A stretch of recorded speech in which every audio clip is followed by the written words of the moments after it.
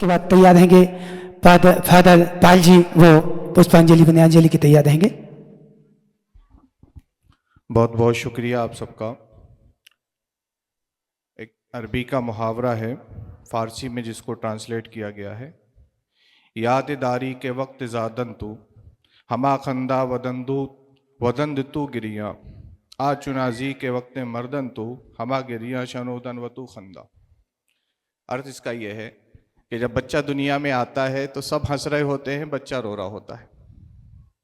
लेकिन जिंदगी ऐसी गुजारो कि तुम जाओ तो तुम हंस रहे हो, बाकी सब रो रहे हो।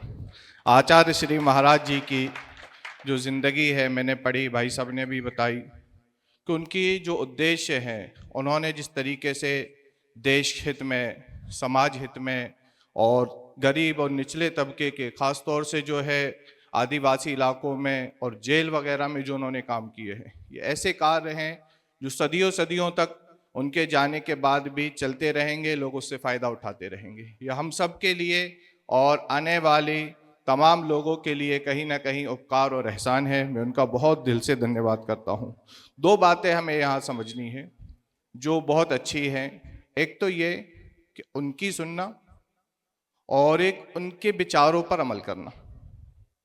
हमारे यहाँ आज ये कमी, खुद मैं अपनी कहूँ, मेरे अपने समाज में भी है और भी समाजों में होगी, कि हम हमारे पूर्वजों को, हमारे बुजुर्गों को, हमारे जो गुरु हैं, गुरुवर हैं, उनको बहुत मानते हैं, सम्मान देते हैं, उनकी बातों को सुनते हैं, लेकिन अमल कितना करते हैं। हमारे यहाँ जो चीज़ ज़्यादा फोकस की जाती है कि भाई हम मान रहे हैं ये हमारे गुरु हैं, हम उनको फॉलो भी कर रहे हैं, लेकिन हमारी प्रैक्टिकल ज़िंदगी में उनकी ज़िंदगी के कितने कण हैं, प्रैक्टिकल ज़िंदगी में उनकी ज़िंदगी की क्या समानताएं हैं, ये हमारे लिए जो है ज़्यादा शायद ज़रूरी है। जैसे हज़रत आपके जो गुरुजी हैं हमारे, उनका जो त्याग, और त्याग भी ऐसा कि हमेशा के लिए हम झूठ बोलना छोड़ दें कुछ दिन, कुछ टाइम, बहुत मुश्किल है, आजकल तो मोबाइल हो गया।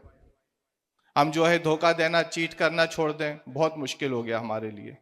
हम जो है अपने बच्चों के लिए गलत शिक्षा देना छोड़ दें, बहुत मुश्किल हो गया। हर फील्ड में हर जगह चीट है। लेकिन आचार्य जी से हम सीख सकते हैं कि उन्होंने जब एक बार त्याग किया तो हमेशा के लिए उन चीज़ों को त्याग दिया। दूसरी जो चीज़ कि आचार्य जी की जिंदगी से जो हमें सीखना चाहिए, सादगी।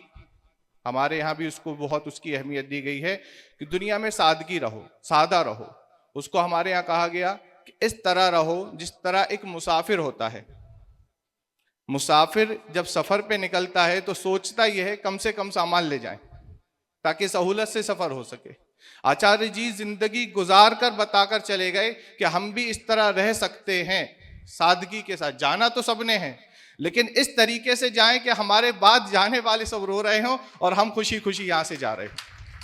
तीसरी जो चीज़ हमें लोगों से, हमें आचार्य जी से सीखने मिलती है, वह है लोगों के लिए नफ़ा, जिसको हमारे यहाँ कहा जाता है खैरुन नास मय्यन फाउन्नास। सबसे अच्छा आदमी वो है जो लोगों को नफ़ा पहुँचाए। सबसे अच्छा आदमी वो है जो लोगों को नफ़ा पहुँचाए, लोगों के नफ़े के लिए काम करे, जो आचार्य जी अपनी ज़िंदगी में कर कर दिखा गए, बता गए कि आप ऐसा कर सकते हैं। चौथी जो चीज़ जो हमें यहाँ इस मंच पे देखने को मिल रही है वो है भाईचारा मुआखात। जैसे अभी हमारे भाई सब भी कह रहे थे कि मंदिर, मस्जिद, गुरुद्वारा, चर्च, लेकिन देशभक्ति।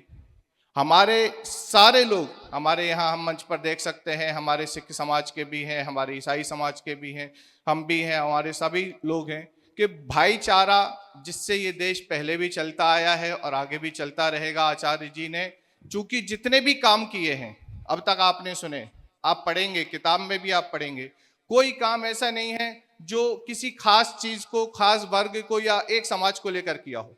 उन्होंने कभी ये नहीं सोचा कि सिर्फ इसका भला करना है या इसको साथ लेकर चलना है। उन्होंने जो शिक्षा दी, उन्होंने जो ज्ञान दिया कि सबको साथ लेकर, सबको आगे बढ़ाकर चलना है। जो हमारे प्रधानमंत्री जी ने भी नारा दिया था, सबका साथ सबका विकास। अगर हमारे दिल में भी सबके लिए जगह हो तो शायद हम भी जो है इस देश को बहुत जल्द जो है विश्व गुरु बनाने में कामयाब होंगे। इन्हीं बातों के साथ मैं अपनी बात को खत्म करता हूँ। आपने यहाँ आने का मौका दिया, बहुत बहुत शुक्रिया, धन्यवाद। धन्यवाद मुफ्ती जी।